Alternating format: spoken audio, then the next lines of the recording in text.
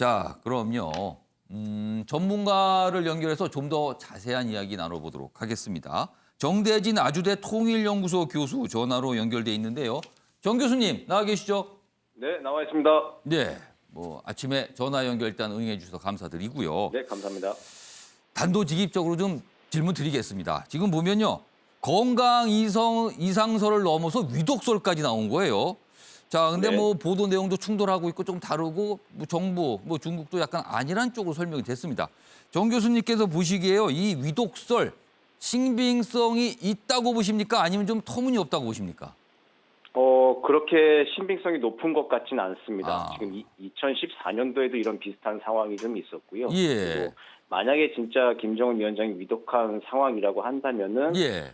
일어날 수 없는 그 외무성 대외보도실장이라고 하는 처음 들어보는 오. 그런 당국자의 논평이나 예. 그런 얘기들이 나왔는데 그래서 지금 완전히 건강에 좀 문제가 있을 수는 있겠지만 예. 지금 정상적인 의사결정이나 활동이 불가한 상황 정도까지는 아닌 것으로 보이는 상황입니다. 그럼 방금 말씀하신 논평은 트럼프 대통령이 친서를 받았다. 그 내용에 대한 논평을 말씀하시는 거죠? 그렇죠. 신설 받은 거에 대해서 우리는 편지, 그러니까 측에서는 편지를 보낸 게 없다라고 하는 것, 그리고 북한과 미국 사이의 순회 얘기는 그렇게 여담으로 할 게 아니다라고 하는 거를 외무성에 이제 직급으로 치자면 상당히 좀 비교적 하급 관리에 이제 논평이 나갔죠.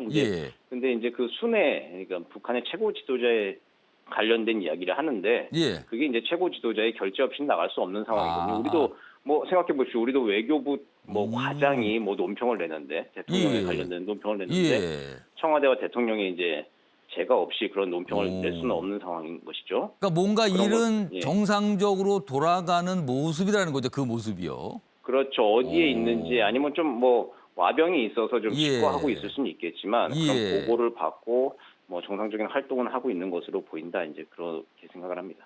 그러니까 최소한 어떤 시술은 받았을 수 있지만 그게 굉장히 위독하다든가 위험한 상태까지는 아닌 것 같다. 이런 말씀인 것 같아요.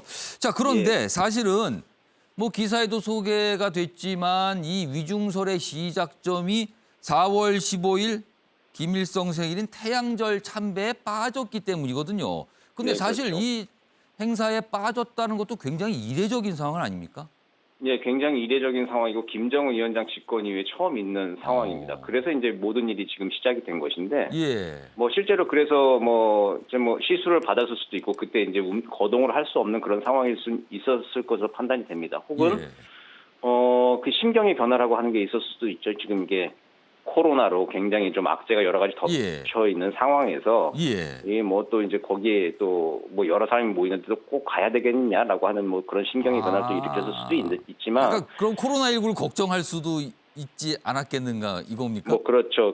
노동당 전원회의를 할 때도 굉장히 소규모로 개최를 했습니다. 4월 11일에도. 근데 15일 같은 경우에 참배 행사는 거기에 이제 일반인들도 좀 많이 왔다 갔다 하는 좀 이게 통로가 동선이 좀 겹치기도 하고 또 그리고 간부들이 또 대거 동행을 해야 되는 그런 상황들. 그런 상황에서 코로나 염려도 했었을 것이고 신변에 좀 이상이 있었을 수도 있었을 것이고 아니면 심경의 변화. 그러니까 작년 10월 달에 금강산 가서 이제 아버지 선대 사업까지 부정을 했거든요. 김정은 위원장이. 그랬을 때 이제 김일성 위원장, 김일성 주석, 그러니까 할아버지라고 하더라도 올해 이렇게 여러 가지 어려운 상황에 또 가야 되겠는가 관심도 지금 못 받고 있는 상황에 역으로 좀 이렇게 지금 직거에 들어간 자맹에 들어간 상황일 수도 있겠다. 이제 그런 생각을 합니다. 약간 신경의 변화 그리고 코로나19에 대한 걱정일 수도 있다라는 거네요. 아직은 모릅니다만. 모든 것이 다 추정입니다. 자, 그런데요. 가정 좀 해보겠습니다. 네. 김정은 위원장이 만약에 신변 이상이 있다면요. 우리의 최대 관심은 그럼 과연 북한 체제는 어떻게 될 것인가? 과연 누가 이 체제를 유지하는 역할을 할 것인가? 이거거든요. 누굽니까? 누구라고 봐야 되는 겁니까, 지금은?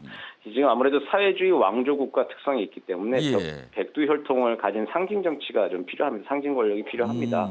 그런 상황에서는 지금 이제 김여정 부부장이 좀 1순위로 지목이 될 수밖에 없어요. 역시 그 인물밖에 없는 겁니까? 그런데 김여정 부부장 같은 경우에는 지금 군부의 경력이 좀 일천합니다. 그래서 이제 실제 김정은 위원장만큼 장악을 할 수 있을지는 좀 미지수고 아마 김여정 부부장이라고 하는 백두혈통의 상징을 내세운 집권 엘리트들의 연합 이제 그런 것들이 가능한 시나리오 중에 하나일 수 있습니다. 최근 또 이게 약간 묘하고 공교로운 상황이긴 하지만 김여정의 위상이 굉장히 빠르게 높아졌거든요. 그런 그렇죠. 상황에서 나온 위중설이라서 이게 무슨 관계가 있는 거 아닌가 이런 추정까지 나오고 있습니다, 지금. 예, 뭐 그래서 여러 가지 지금 다 시나리오와 추정을 하는 건데 예. 역으로 보면 북한이 이게 지금 대남 여론이나 국제사회 여론이 이렇게 움직이면 어떻게 하는지 보자라고 지금 테스트를 하는 기간일 수도 있습니다. 아. 우리가 이렇게 행동하면은 국제사회나 한국이 어떻게 나오는지 한번 봅시다 하고 지금 예. 떠보는 그런 기간일 수도 있겠다. 그리고 역으로 생각을 해봅니다. 자, 이건 마지막 질문 드리겠는데요. 앞서서 사실 김정은 위독설은 2014년에도 있었고요. 2017년에도 있었는데 결국 아니었거든요. 앞으로도 네. 계속 이런 위독설, 뭐 위중설 계속 반복되는 상황입니까, 그럼?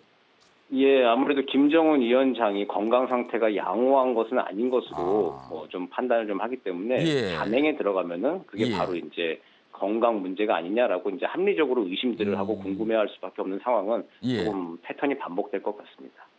그러니까 많은 분들이 그러죠. 한눈에 봐도 건강이 좋아 보이지는 않는다.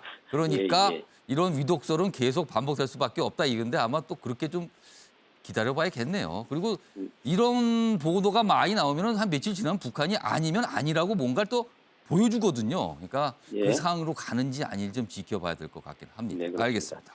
오늘 말씀 여기까지 듣겠습니다. 지금까지 정대진 아주대 통일연구소 교수였습니다. 감사합니다. 네, 감사합니다.